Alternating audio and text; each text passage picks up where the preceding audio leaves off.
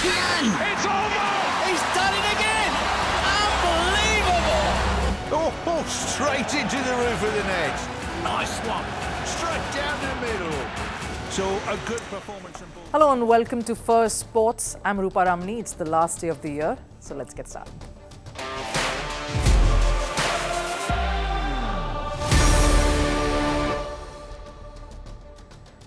On the show today, the Yashasvi Jaiswal dismissal has the cricketing world divided. Did that cost India the test at Melbourne against Australia? Was he actually out? I'll tell you more about the dismissal, what actually happened, along with reactions from around the world. The year is drawing to a close, so here's a look back at the headliners of 2024. In a year where politics and sports mingled in a weird camaraderie, we look at who made all the heads turned and all the headlines. What were the top controversies? All in our year-end special. But first, let's take a look at the headlines in Sports 360. Starting with cricket, Jasprit Bumrah has also been nominated for the ICC Men's Cricketer of the Year award. Bumrah picked over 70 wickets in Test cricket this year and was instrumental in India's T20 World Cup win. The other nominees include England's Joe Root and Harry Brook and Australia's Travis Head. On to football, Manchester United succumbed to a 2-0 loss to Newcastle in the Premier League. Alexander Isak and Joe Linton scored early goals, leaving United in a total state of confusion.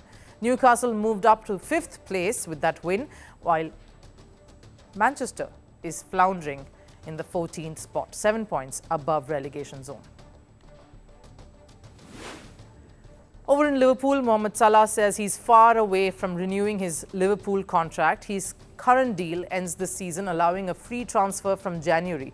32-year-old Salah scored his 20th goal this season in Liverpool's final win over West Ham. Liverpool leads the Premier League points table. In tennis, Novak Djokovic and Nick Kyrgios made their doubles debut at the Brisbane International Tournament. The pair defeated Austria's Alexander Erler and Germany's Andrea Mie 6-4, 6-7, 10-8, celebrating their win with a chest bump. Djokovic and Kyrgios will next face top seeds Nikola Mektic and Michael Venus. Summing it up with news from chess, Magnus Carlsen returned to World Blitz Championship wearing denims as he had promised despite the massive feud with FIDE. Carlsen's return was a mixed bag as the world number 1 scored 9 points in 13 games, included 6 draws. Carlsen drew his round 11 match against Hans Niemann, an opponent the Norwegian will face again in the quarterfinal.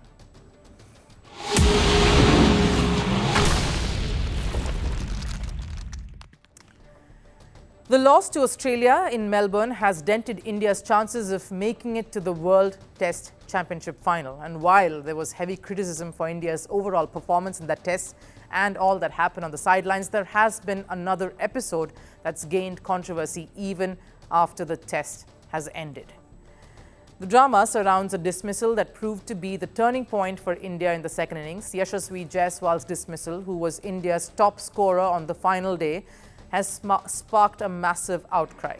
So what really happened? While wickets were tumbling at one end, a young Yashasvi Jaiswal looked in command to help India salvage a draw at least. India were 140 for 6 in the 71st over and Jaiswal was looking good to keep going at 84. But on the second last ball of a Pat Cummins over, the ball went past Jaiswal's bat, was pouched behind the stumps. Australia appealed for a caught behind. The on-field umpire gave the Indian opener not out. Australia reviewed that decision and that's when the drama really unfolded. Third umpire, Sharfudullah, did the whole routine checks to see if there was any edge. Sneakometer showed no spike as the ball passed the bat, a technology used to see if the batter has edged the ball or not. Anytime the ball touches or nicks any part of the batter, whether it's his or her bat, the gloves or the pads even, the sneakometer will show some activity, a spike owing to the contact. Basically, it said that there was no contact here.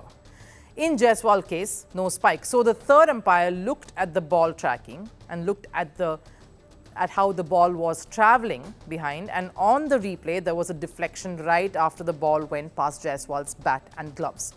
The third umpire, Sharfadullah, based on this, believed it was enough evidence to overturn the on-field umpire's decision of not out, so then went ahead and gave it out, which resulted in a very miffed Jaiswal walking back to the pavilion, but not before he had a chat with the on-field umpires. Indian fans, of course, expressed their shock.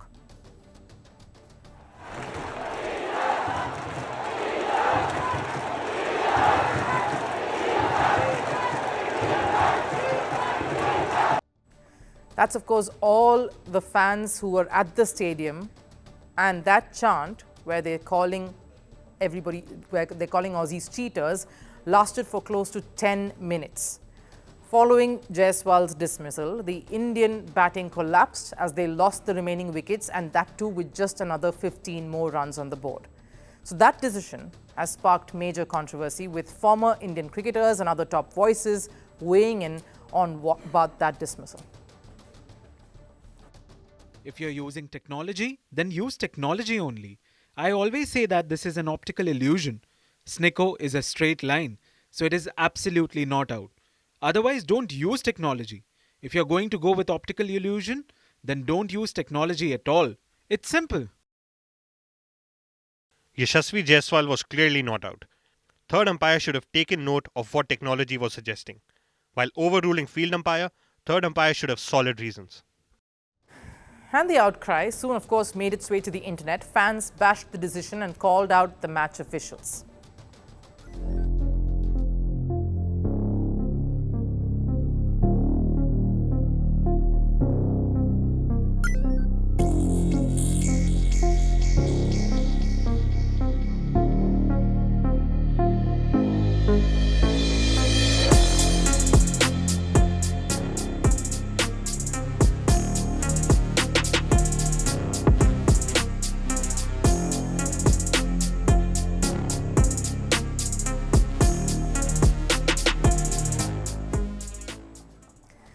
A lot of very interesting perspectives there from the fans, from all of you who watched that match and watched that dismissal play out. Indian skipper Rohit Sharma, though, was very measured and circumspect when he was asked about that decision, saying the ball definitely touched something when it went past the bat.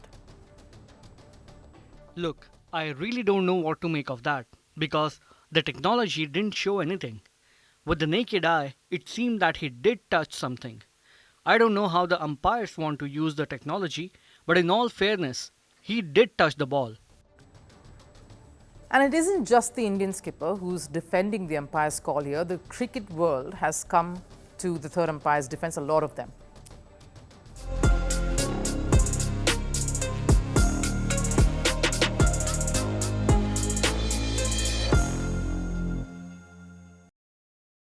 With the technology protocols, we do have a hierarchy of redundancy, and when the umpire sees a clear deflection off the bat, there is no need to go any further and use any other form of technology to prove the case. The clear deflection is conclusive evidence. Jaiswal's dismissal clearly has the cricket world divided, which will always be the case when the decision has even a minor scope for a debate. But that's the beauty of technology. Once you choose to live by it, you have to abide by the decisions that come out of it. Now, we've seen that across various sporting disciplines, including football with the VAR. Sometimes the errors are a bit glaring, but in this case, you have no choice but to go with the final decision made. The rule clearly states that if the evidence collated by the third umpire, with whatever parameters that is at hand at that venue currently in that series, in this case it's the snickometer, is conclusive, then he or she has every right to overturn the decision of the on-field umpire. That is what the rule states. In this case, even though Snicko was unclear, it didn't show any activity, it didn't show any nick, the visual evidence of the ball clearly showing that it deviated right after contact was enough evidence for the third umpire to confidently overrule the on-field umpire's call. Now, I understand some of you fans are upset, but that is how the dice rolls. Crying foul over the Jaiswal dismissal will not undo the fact that Australia was clearly the better team on the day. They outplayed India. That Jaiswal wicket was unfortunate. It came at the very wrong time. Had he continued batting, he could have saved the test, but that's just people grasping at straws. There is no place for ifs, buts and could-bes and maybes in cricket or any sport. India has a huge task ahead of them at this point. And they should look at what lies ahead than have a glance at the rearview mirror. So what needs to happen for India to make it to that World Test Championship final? That's what they'll all be thinking right now. They need a win in that final test, which happens in Sydney, and hope Sri Lanka beat Australia with the score lines of 1-0 at least in the 2 test series at their home. And that's quite a tough ask. So what India needs isn't any clarity on that Jaiswal dismissal. That's in the past. That cannot be overturned now. They need to see what they can do to overturn the result that they got in Melbourne, to see something else come out in Sydney. And some of the angry fans need that reminder as well.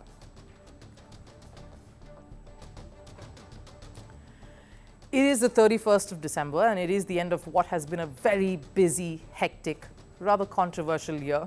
Sports and politics were strange companions in the year 2024. The conflicts across various countries and continents spilled over to affect sporting ties and the entire sporting system in many of the countries too. So in such times, we of course need to celebrate the triumph of the human spirit and those who made this calendar year count. Who were the headliners from the year that was and who defined sport and how that shaped our year? Was it athletes like Yannick Sinner, Vinicius Jr. or Max Verstappen who battled setbacks and challenges to come out winners? And what were the biggest controversies that rocked the sporting world? All of that in our year-end special that also documents 1 year of us bringing you Sports First.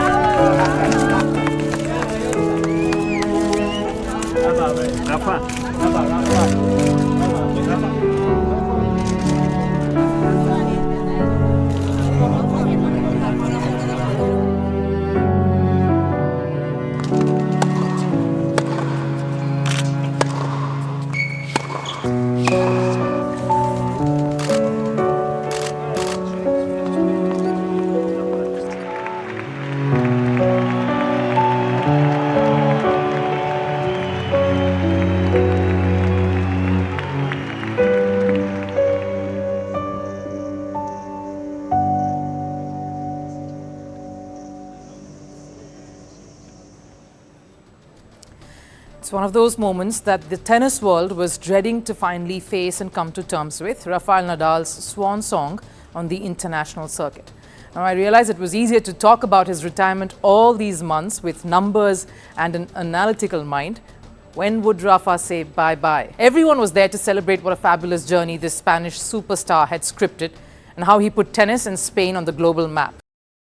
Rafa seemed to have thought through his final phase with some consideration, how his last year on the circuit would really be. He was available for his fans, the people who grew up watching him play and win, who cheered for him, for whom his tennis and what he really brought onto the sport meant the world. He made sure his family was there in the last year, of course, his wife and his very cute son, Rafa Jr., who particularly made this last difficult phase of saying farewell to everything Rafa held dear easier. His son's presence, in fact, made the journey a happy one for him, of course, yes. And for us too, we enjoyed watching the antics of his smaller version on the court side. And when the emotions were getting to be a bit too much especially, he chose the platform, the moment and the match to do it in with a lot of care. In Spain, for Spain, and alongside his Spanish mates. Rafa ended the night saying all he ever wishes to leave behind, what he wished truly to be remembered for was that he was a good person hailing from a village in Mallorca. That was met with a resounding cheer. I can safely say that there will be many things that his fans and the sporting world will remember him by. The sport will only though be poorer without his raging never say die spirit on the court. Sunil Chhetri is a name synonymous with Indian football. Someone who not only became the face of football in the country but also an icon symbolic with the rise of India as a global sporting giant. Today, the legend took the decision that is very hard for any athlete to take. Sunil Chhetri announced his retirement from international football. I never thought individually these are the many games that I've played for the country, this is what I've done, good or bad. But now I did it. This last 1.5, 2 months, I did it. And it was very strange. I did it because probably I was going towards the decision that this next game is going to be my last. And the moment I told myself first that yes, this is the game that is going to be my last, is when I started recollecting everything. And it was so strange. I started thinking about this game, this coach, that team, that member, that ground, that away match, this good game, that bad game, all my individual performances, everything came, all the flashes came. It was a rather emotional announcement that on his social media platform, and while there have been many records that the Indian captain has broken, his biggest impact, his biggest record or contribution to the world of sport has been the inspiration he has lent to not just his peers, his juniors or kids who wanted to take up the sport, but also sports persons across the country. And so when Chhetri announced his retirement, it left many very emotional.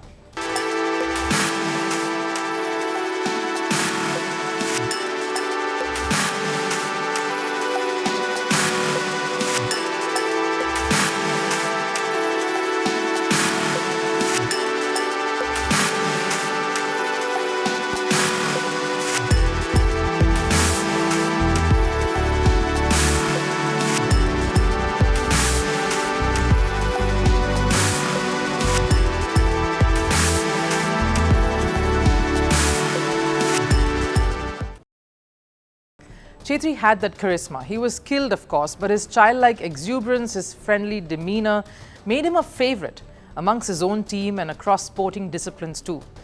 Well, no one is more smitten by Chhetri than the former India men's cricket captain Virat Kohli. The camaraderie the two share is no secret. Their mutual respect, adoration and love for each other is apparent, especially when they broke the internet during that COVID pandemic Instagram live that they went on, and it was an unhindered bare-all conversation. Chhetri's decision has marked the end of an era, but he leaves behind a legacy that will be remembered for generations to come. National Spain Day is celebrated on the 12th of October every year, a day when Spanish legacy is remembered and honored the world over. But for all Spanish sports fans out there, July 14th would come very close. Carlos Alcaraz won his 4th Grand Slam title, and that too on English soil. And just a few hours later, his football compatriots clinched the Euros title by beating England in the final. Nothing could be more poignant than this. Spain won a historic 4th Euros title after a 2-1 victory, and Spanish fans the world over were elated.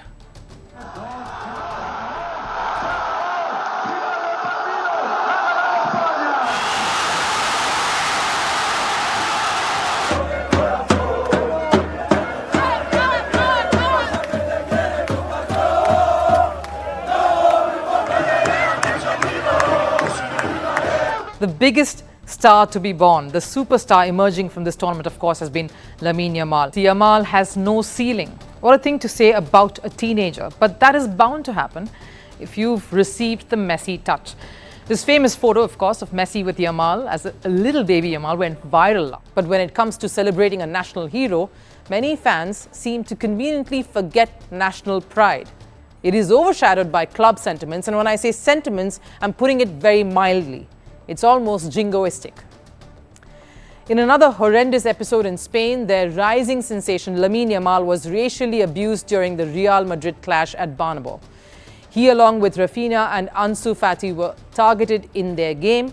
While Fati and Rafinha were racially abused, Yamal had to face xenophobic attacks too.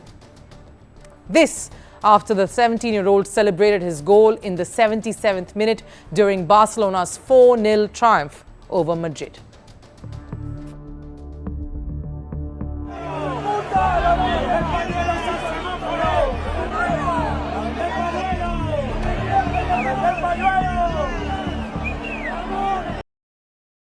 It is also unsurprising that support for these Barcelona players came from one of their opponents from the night, someone who knows what's it like to be on the receiving end of such abuses. Vinicius Jr. came out and condoned the actions, calling out his own club's fans on social media. Despite being a Spanish national, fans didn't hesitate before targeting Yamal's Equatorial Guinea and Moroccan heritage. The same Yamal, who was a hero in Spain for winning them the Euros, is now being abused for his non-Spanish roots. So he's all Spain as long as he's winning trophies for the country. What's more shocking is the fact that Yamal hasn't had an easy year. After the Euros win, Yamal's father was stabbed, was hospitalized. The teenager underwent emotional turmoil for more than a month, yet continued to take his football and was trying to focus on his sport even as his father recuperated. The scars are still fresh from that episode, even as he fights his mental turbulence. He's been dealt with this, and in a game that is followed the world over. And if fans can drain terror on one of their own, technically, then no player can truly escape the wrath of these fans.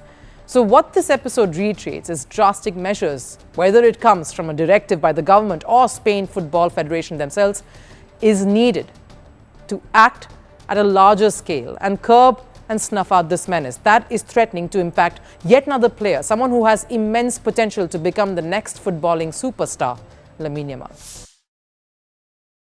Now picture this, a young Brazilian kid far from home with dreams as big as the Maracana Stadium.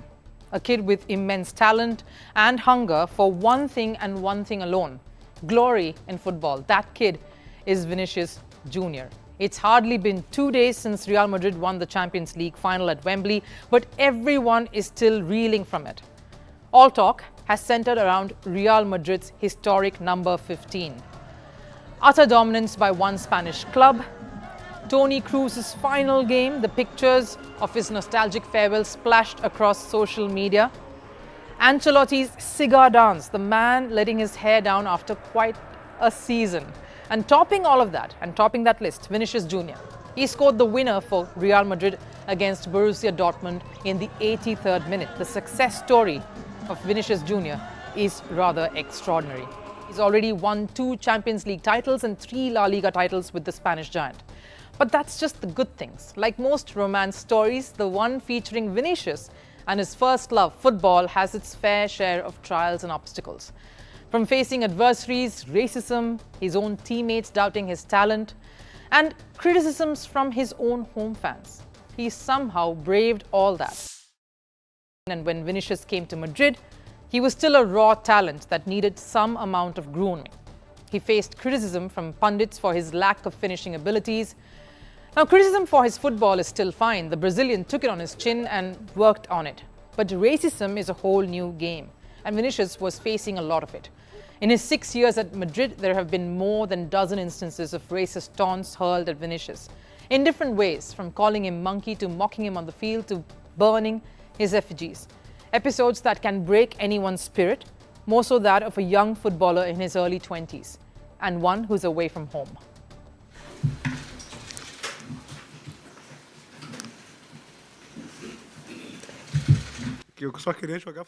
I just want to play soccer, do everything for my club and for my family. I see what's really going on. I'm getting sadder and sadder. I feel less and less like playing anymore, but I'll keep fighting. But that didn't break Vinicius either. In fact, it made him stronger. All of this strengthened him and made him a stronger player, helped him rise up the ranks. Now look, I'm not crediting racism or bullying as reasons to his success. I'm just saying it had to take a lot. Immense resolve, grit, and a certain mental fortitude to battle against all odds. And Vinicius fought it all alone. Instead of faltering and succumbing to the noise, he used it as fuel to drive him and his dreams. He converted every criticism and every obstacle into an opportunity to prove the world wrong. He's wearing that number 7 jersey, a jersey number worn by Cristiano Ronaldo and Rafael in the past, 2 of the strongest minds in the world of football. Vinicius is not just doing justice to his skills, but also to that number 7 jersey, the weight of that number 7 jersey. Spanish midfielder Rodri took home the prestigious prize, but not without drama.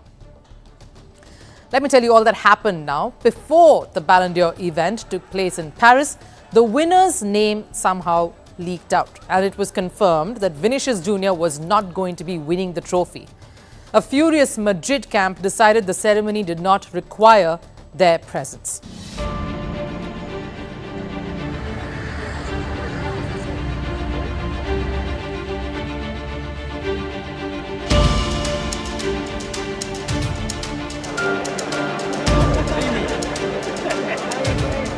Vinicius has done a nice performance previous year.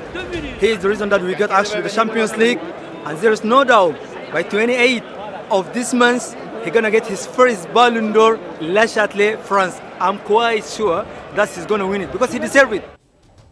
That was the buzz right before all of the awards night happened and the announcements were made. So given the hype for the 24-year-old, the anguish and anger among fans and the club after this announcement was made was of course evident. This was an emotional setback for many. None felt more gutted than the player himself, but obviously Vinicius, who made his feelings pretty clear after Rodri lifted that award.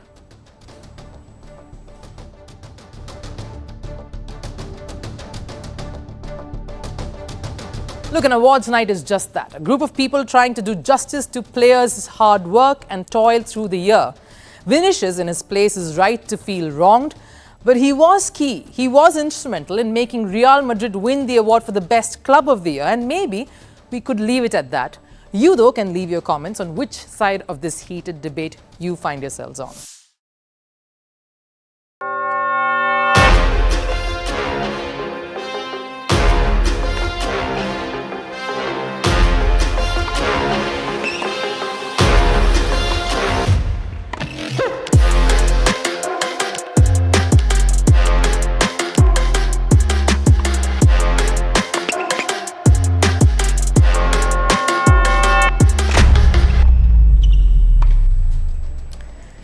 The 2024 tennis season has come to an end, and one name is on everyone's lips. It's Jannik Sinner.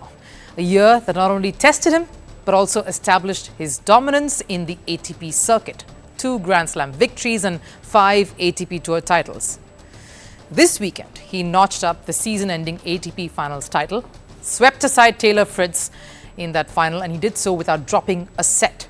Not only was that the 8th title he managed to snag this year, Sinner also made history by becoming the first Italian to win the tournament. But he isn't dwelling on those achievements. I'm not looking about being the first, whatever. It's just stats. What I'm what's now written. But me always try to improve as a player, and then trying to understand what I can do better. And this week was something where I always felt the ball very good, and even in practice sessions it was very smooth going, and the connection with the crowd was very nice. So let's see what's coming next year. It's the future nobody can predict. Sinner started the year on a high with a win at the Australian Open, world number 1 of course after that, and 4 ATP Tour titles in the season so far. So it was expected to be another dominant year for him. But as the year progressed, the Italian failed at Wimbledon, the French Open, and even had to withdraw from the Olympics. In the middle of the slump, of course, came the doping scandals.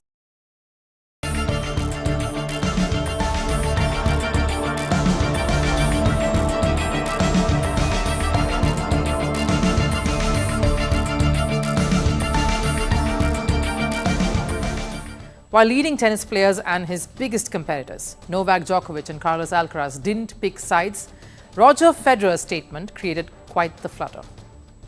I understand the frustration about has he been treated the same as others. I think we all trust that Jannik didn't do anything, but the inconsistency potentially that he'd have to sit out while they were not 100% sure about what was going on, I think that's the question here that needs to be answered. It's not something we want to see in our sport. This type of news, regardless of whether he did something or not, it's just noise that we don't want. Though Sinner has somehow managed to keep the focus and win big, he himself has been troubled by all of this and addressed the issue after the win. This title means so much for me. The last period of my career was really not easy. It's still on my mind. But when I'm on court, I try to focus on the game. I tried to handle the situation the best possible way. It was not easy, that's for sure, but I tried to stay focused, which I guess I've done a great job, mentally staying there every point I play. The tennis fraternity at large is still quite rankled by how easily Sinner was let off. How easily the investigating team got convinced by Sinner's reasoning.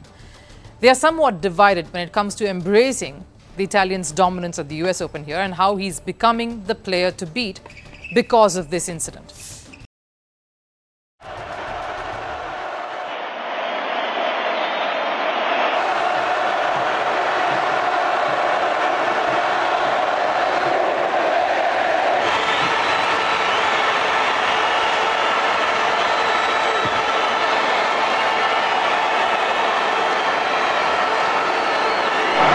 Uno, dos, tres.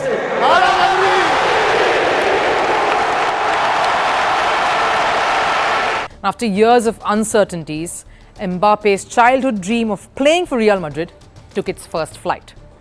Real Madrid unveiled the French captain in a grand ceremony. A packed Bernabeu cheered on Mbappe's coronation as the Real Madrid player. Yes, it was no less than a coronation.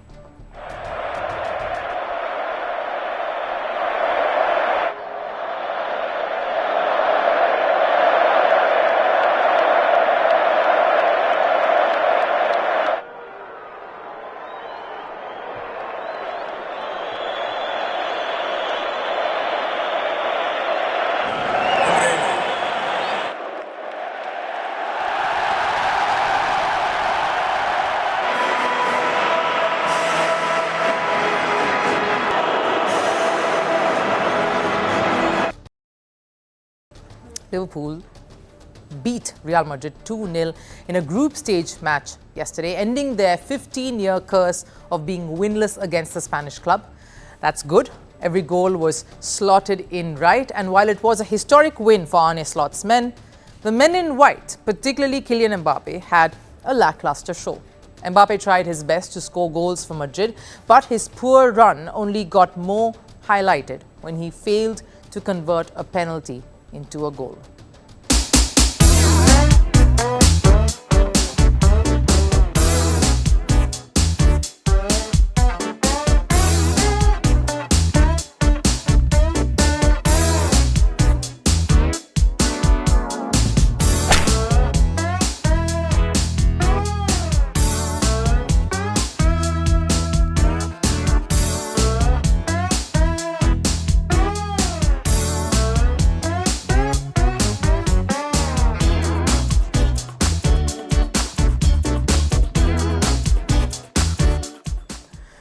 Some of them ought to hurt.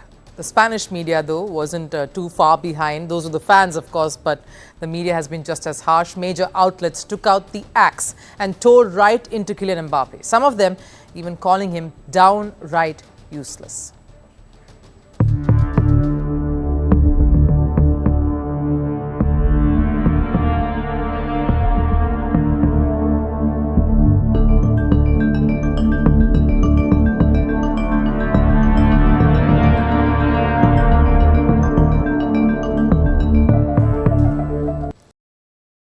Mbappe needs to harness that and prove that he belongs here at Real Madrid, because time is surely ticking for Mbappe on this one. Now, he may have the support of Ancelotti as of now, but for how long? Despite this setback in the Champions League, Ancelotti has assured that Real Madrid will be in the final next year. So for how long can Ancelotti demand patience and time from fans for Mbappe? Because he too may be forced to take a stern step eventually if this continues, and a step that may not really favour Mbappe. When Argentina won the Copa America title, everyone applauded, watching Messi in tears, almost losing the title to a last-ditch effort, turning it all around. They had managed to follow up their 2022 World Cup win with the Copa America triumph this year. But it's not even been a week since the win, and the focus has shifted from celebrating their glorious achievement to an unfortunate incident. Spain's Euros victory is all but forgotten because some of the Argentina players decided to celebrate by mocking France in a chant that has now brought everyone's attention and criticisms firmly on Argentina. Enzo Fernandez is at the heart of this. It exploded when he uploaded a video of Argentina players singing a racist song. A song that questioned French team's sexual preferences and even their nationality. Although Enzo apologized right after, the damage was already done. The French Football Federation reacted to the song and asked FIFA to take action. The matter has escalated. Enzo's Chelsea teammate and French player Wesley Fofana criticized Enzo for this on social media, and his other French teammates at Chelsea have unfollowed Enzo on Instagram. There is massive discord and anger, and this is threatening to rip Argentina apart. Voices in France continue to grow. More renowned faces have come forth calling this chant and the act of celebrating in this manner a disgrace. So there is a lot of din around this incident, and it's gathering a bit of a storm. But in all of this, one person's silence is probably louder to miss. The Argentina captain and one of the greatest players to ever play the sport, Lionel Messi. Now let's keep the facts on the table first. Messi wasn't visible in the video uploaded by Enzo. He was not seen chanting the song. He was not dancing to that song either. He was not seen anywhere near this ill-thought celebration move. Second, it's also believed that Messi wasn't probably part of the bus that returned home. At least that is what Messi wants to tell us through his social media, because as the video gathered more heat, Messi uploaded this, a picture of him giving an update on his injury. Maybe trying to say that he didn't travel with Argentina squad after all and stayed back in Miami. But apart from that, it's been radio silence on the subject, a subject that is raging in Argentina and threatening to tarnish the image of a country that has symbolized the beautiful game. Argentina caught in the eye of a storm, and yet the captain is silent. In fact, Argentina's Undersecretary of Sports, Julio Garo, demanded an apology from Messi over the racist song. A request to clarify the matter may be fair given the circumstances and the fact that this is enraging. Countries and political channels have caught wind of it. But what followed? Garo was sacked from his position. How dare he question the legend Messi? Maybe the 8-time Ballon d'Or winner is waiting for the right time to speak up in this matter too. But speak he must, and hopefully it won't be too late when he does. Now, they say legends are built on the back of empires. But empires, well, they're nothing if not for legends. That's the story of Lewis Hamilton and Mercedes, the most successful partnerships in Formula One history. For over a decade, Lewis Hamilton was the face of Mercedes. He was the symbol of the silver dominance, shattering records with every race and shaping Formula One history one race at a time. But like all good things that must come to an end, this too did over the weekend in Abu Dhabi. It was Lewis Hamilton's last race with Mercedes, and like every dramatic farewell story that we know, it had a bittersweet start. During qualifying, he collected a bollard left by a Haas, ruining his chances of making it out of Q1 on his final run. He started the grid, in fact, on the 16th position. And after that, it's all about trying to catch up. He drove from 16th to finish in 4th place, even surpassing his teammate George Russell on the last lap. Like Mercedes team principal Toto Wolff said, it was the drive of a world champion. After that, it was time for goodbyes, doing donuts for the last time in a Mercedes car, hugging the team in the garage, and an emotional moment with Toto Wolff himself.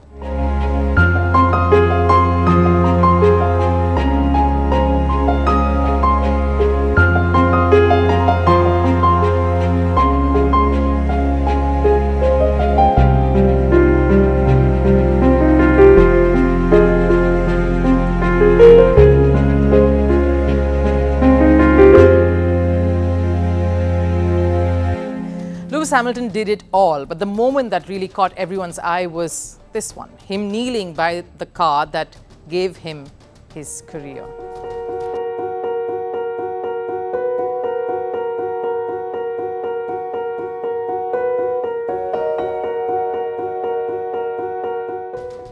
I'm proud of every race, every pole position, every win we've had together, every championship. So when I knelt next to it, I was just giving thanks. Firstly, thanking my own spirit for continuing to push, thanking everyone that powered and built that car. I'm proud of everyone.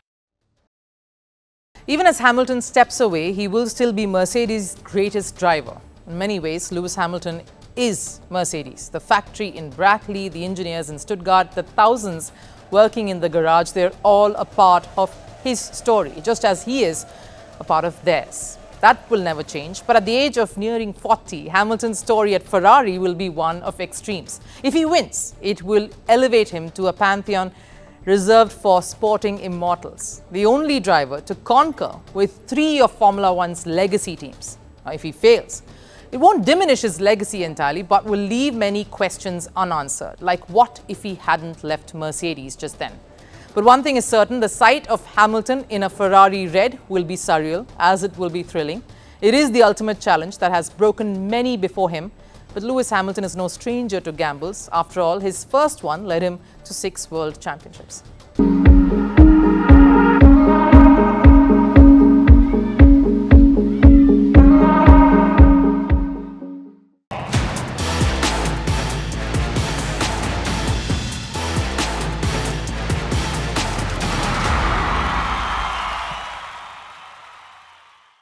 Time for last serve. We end the year with news that will hopefully revolutionize the Formula One world. The search for the first women's F1 world champion took a major step with a driver development camp in Austria.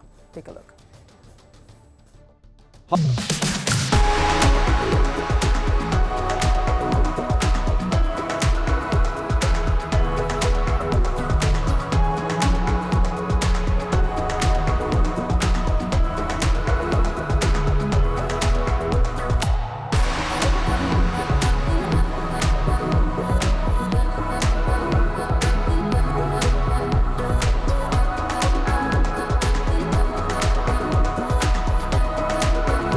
Hi, I'm Tom Stanton. I am Head of Driver Development at More Than Equal. This week we're with AVL and we're here to help drivers be a little bit better every day using engineering, sim and helping them be in the car.